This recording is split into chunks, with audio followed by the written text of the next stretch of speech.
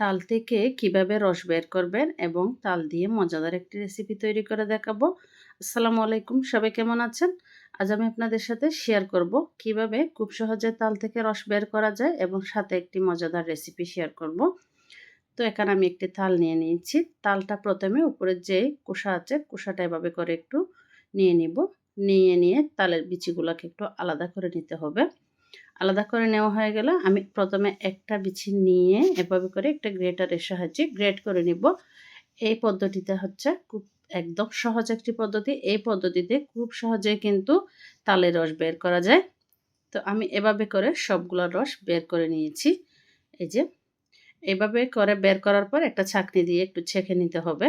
এখন আমি এখানে কিছুটা রস নিয়ে নিলাম। রস নিয়ে এখানে দিয়ে দিব আমি 1 কাপের মতো ময়দা, দিয়ে দিব আধা কাপের চেয়ে একটু বেশি সুজি, দিয়ে দিব স্বাদ মতো চিনি, দিয়ে দিব নারিকেল কোরানো, আর দিয়ে দিব বেকিং পাউডার 1 চা চামচের মতো হবে, এখন দিয়ে দিব 2 টেবিল চামচের মতো গুঁড়ার দুধ। দিয়ে সব কিছু উপকরণ একসাথে ভালো করে এভাবে করে একটা চামচের সাহায্যে মিশিয়ে নিতে হবে।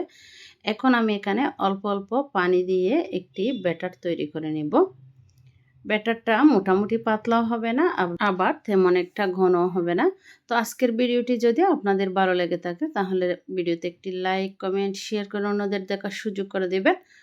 আর নিত্য নতুন রেসিপি পেতে পেজটি ফলো দিয়ে সাথে থাকতে পারেন। ইউটিউব চ্যানেল থেকে দেখে থাকলে চ্যানেলটি সাবস্ক্রাইব করে পাশে থাকবেন।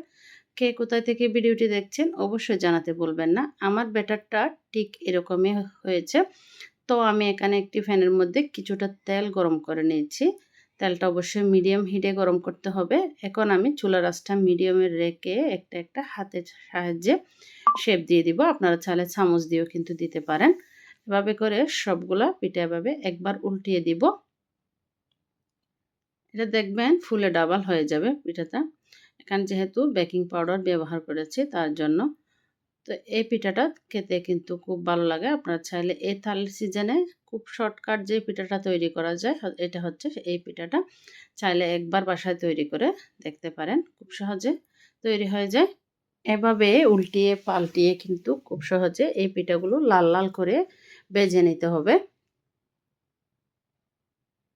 যাতে করে ভেতরে কাঁচা থেকে না যায়। আমার সবগুলা পিঠা যখন এরকম লাল লাল হয়ে গেছে তখন আমি একদম নামিয়ে নিব।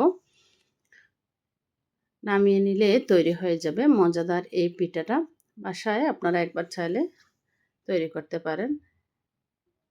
এই যে আমি একটু ছিঁড়ে দেখাচ্ছি আপনাদেরকে।